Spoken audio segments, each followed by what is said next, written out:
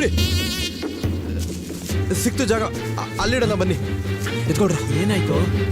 ಎತ್ಕೊಳ್ಳಿ. ಹಾಕಲ್ಲ ಯಾಕೆ ಇಡು.